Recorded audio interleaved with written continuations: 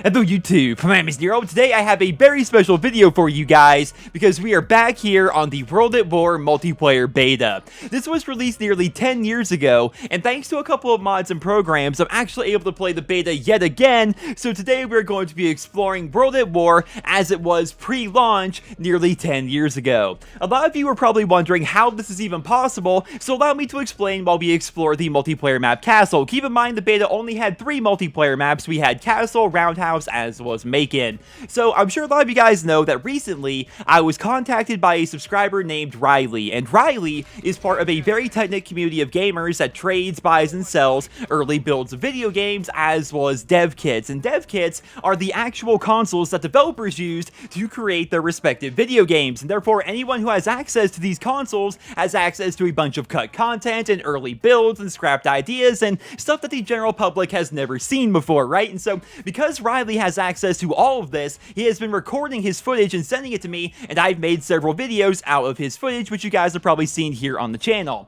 Well, recently, Riley was looking to unload one of his modded consoles, and I jumped at the opportunity. The console he sold me has 4 Call of Duty 4 pre-alpha multiplayer builds, 2 super early World at War testing builds, 1 early Black Ops build, and a bunch of other stuff that you're seeing on your screen right now. One other thing that included was the World at War multiplayer beta, which is what you guys are seeing, but the only downside is there's nobody to play the beta with because it ended 10 years ago, and any attempt to sign this console into Xbox Live will instantly get the account banned and basically brick the entire machine. So that means I'm left to play alone here, but I have to tell you guys, playing this brings back so many memories. For those who don't know, World at War was the last Call of Duty game to feature a multiplayer beta all the way up until 2015 when Treyarch decided to have one for Black Ops 3. There's a pretty big gap between 2008 and 2015, and nobody really knows why Call of Duty went so long without beta testing their multiplayer games. But I do have one theory, and before I say this, I would like to make it clear that I love World at War, and if it was not for this game, I probably wouldn't have fell in love with COD the way I did, therefore I wouldn't be here today. But if you do some research, you'll find that World at War is actually one of the worst selling games of all time in the Call of Duty series. I think that's due to a number of factors, but it's possible that Treyarch and Activision thought that the game ended up selling less because people experienced it early, saw how buggy it was, and decided not to buy it. And speaking of bugs, since we have the beta here, let's go ahead and check out all the beta bugs that were featured way back in the day, and believe me, there were a freaking ton of them. There were only 3 maps in the beta, like I said, and 2 of them had some really game-breaking problems with them. On Roundhouse here, there were 2 different ways to get under the map, and one of them wasn't even fixed by the time the game actually came out. Like, they weren't as good back then as they are today about fixing bugs that were found in the beta. So the first one was going to be all the way over here on this random part of the map, and all you really have to do is rub yourself against the rubble on the ground, and eventually it would drop you down underneath the map. And obviously once you were down there, you were invincible, right? It was impossible to kill you. You could run around, do whatever you want, and basically kill enemy players without any downside or consequence whatsoever, with the exception of running out of ammo. But we'll be talking about this later on here in the video, but there was a way around not having enough ammo while you got underneath the map. And on the other side of Roundhouse here, and I'm sure this is going to bring back so many memories to you old school World at War players, but fans were able to glitch through this wall right here, and this was the glitch that was never fixed by the time World at War came out in November, and I have so many memories here, right? And the reason why is because this glitch was so rampant that it really became a matter of if you can't beat them, join them, and pretty much every match of Roundhouse involved either the other team getting underneath the map or your team getting underneath the map, but regardless, somebody was going to be underneath this map, and it was really, really annoying. This was especially true in Search and Destroy because the defending team spawned right next to the wall where the glitch was done, and there was a bomb site located right here where my character is, and so therefore you can see every time you tried to plant on this half of the map, there would be somebody underneath the map ready to kill you the moment you tried to do anything. And fun fact, you could defuse from underneath the map, which was absurd, and when playing respawn game modes, it was just as bad because people would get underneath the map, they would go prone with bipod light machine guns, which would give them infinite ammo, which again I'm going to be discussing here in a moment, And yeah, it was just freaking absurd, man. Roundhouse was basically unplayable for a long time in Call of Duty World at War.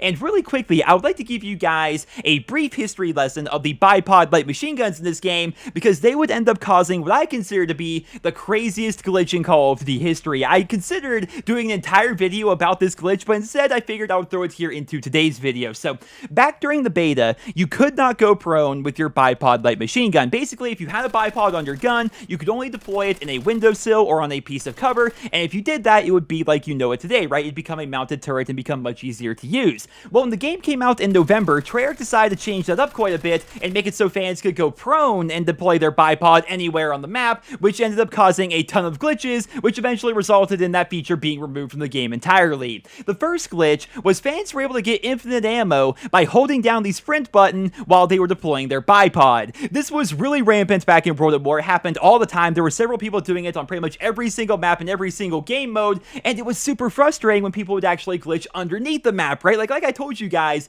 it's really easy to glitch under the map in World at War. It's what people would do is they would take a bipod light machine gun, go under the map, go prone, do the infinite ammo glitch, and they would just lay there the rest of the game, killing any tank or any player or anything that actually came near them. And keep in mind, tanks can die to bullets, right? It's not only satchel charges and bazookas and stuff like that. If you have infinite ammo on your MG42 and you're just spraying at a tank underneath the map, that tank is going to eventually blow up, so that was really, really frustrating to play against. Another glitch involved making the light machine gun itself glitch out of your hand, and I didn't know about this one back in the day, but apparently if you did it too many times, it would actually end up crashing the game. But the greatest glitch of all, the greatest glitch in the history of the Call of Duty franchise, was being done in hardcore search and destroy and hardcore team deathmatch. For those who don't know, back in Call of Duty 4 and World at War, I was pretty much exclusively a search and destroy player. I would play the game pretty much every day with a full party of my buddies, and we'd play both core as well as hardcore, and therefore we were very aware that for a period of time in World at War, it was insanely easy to boot the host from the game while playing hardcore search and destroy.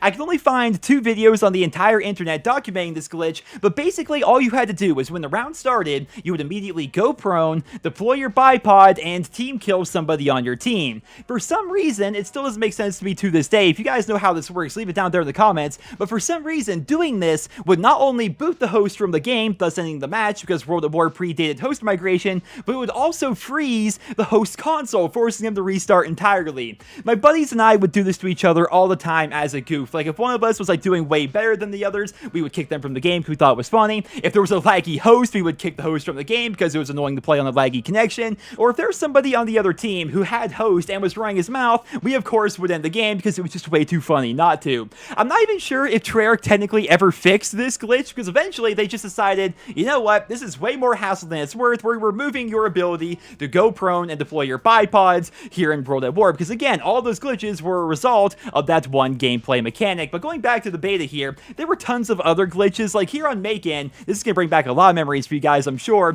Fans were able to glitch inside of this rock at the top of the map, which was insanely annoying because in Search and Destroy, there just so happened to be a bomb site like 5 feet away from the rock. And if you guys know anything about these out-of-the-map glitches in Call of Duty, once you were inside that rock, you could not be killed, but you could kill other players from inside the rock itself, which was really frustrating. This one didn't get patched for a very long time. Not only did it make it through the beta, but it was also in the live version of the game for a very long time as well. And on the other end of Macon, we had another glitch, which actually was not discovered until partway through the World at War lifecycle. It was in the game ever since the beta, but fans didn't discover it for a very long time. Basically, what you had to do was jump on the edge of this hut, go all the way over to the covered window, go prone, and slowly back yourself inside. And doing this would put you inside the hut and technically allow you to get outside of the map, though there were plenty of barriers out here and you couldn't actually get very far. But regardless, this spot brings back so many memories for me. Like I said, World at War had tons of glitches. Like, you guys think I'm talking about like a select number of them here? No, there were so many glitches on every single map, and Treyarch was very slow to fix them. So it really became a situation of if you can't beat them, join them. And I can remember so many times playing team deathmatch on this map, having all 6 of us do this glitch and get inside this hut and then kill people from the windowsill and then run and hide and wait out the entire timer of the match. It was a lot of fun way back in the day, and I think that was really part of the charm of the old school Call of Duty games, that the games were buggy, the developers did not work on them nearly as hard, there were so many problems, but those problems gave the game flavor. I've actually seen a lot of people say that One-Man Army noob tubes in Modern Warfare 2 are actually one of the things that gave the game flavor, which I completely disagree. Like, I think it's a completely game-breaking mechanic, but I can see where they're coming from, right? Like, having that thing in the game made the game more interesting, and the same is true of all the glitches here in Call of Duty World at War. And going full circle here, back to the first map we covered, here we have Castle, though sadly, there really aren't any glitches to speak of or show you guys here. Now, of course, old school World at War veterans will recall there was a wildly popular elevator glitch on this map, but that glitch was not around during the beta. My theory is they accidentally added that to the game when they were working on the map post-launch, but by and large, in the beta, Castle was a pretty clean multiplayer map, and it still blows my mind to this day that we haven't seen a proper remake of this map at any point in the Call of Duty franchise.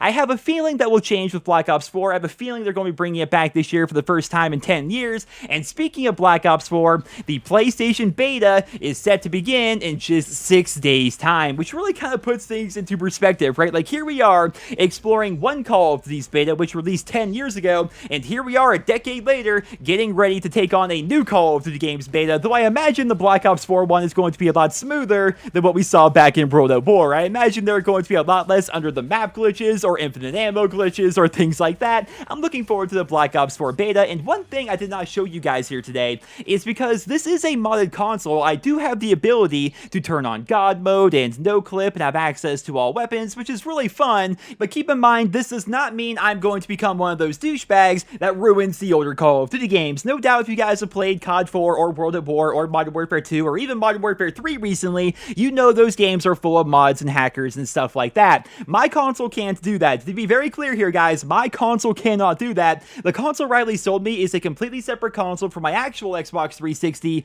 and any attempt to bring my console online, like actually sign it into Xbox Live, would instantly get me banned by Microsoft. It would also brick the entire console and make it so I can't have access to any of the Call of Duty 4 pre-alphas or the World at War super pre-alphas or the Black Ops builds or anything like that. So you don't have to worry about me becoming a modder or a hacker or anything like that. This mod console cannot be brought online. It's only good for exploring those early builds of early Call of Duty games. And as a Call of Duty fan, like a huge Call of Duty fan, I am stoked that I actually have access to all this content. Like, it's one thing to watch it in a video, but it's another thing to actually be able to explore all this stuff for yourself. It is way too much fun, and I'll probably be doing another video in the near future where I explore the Call of Duty 4 pre-alpha multiplayer yet again and show you guys a bunch of stuff that you've probably never seen before. But until then, that's all I have for you guys here today. I hope you enjoyed this trip down memory lane. If you did enjoy the video, please drop me a rating, and I hope you guys all have a wonderful day.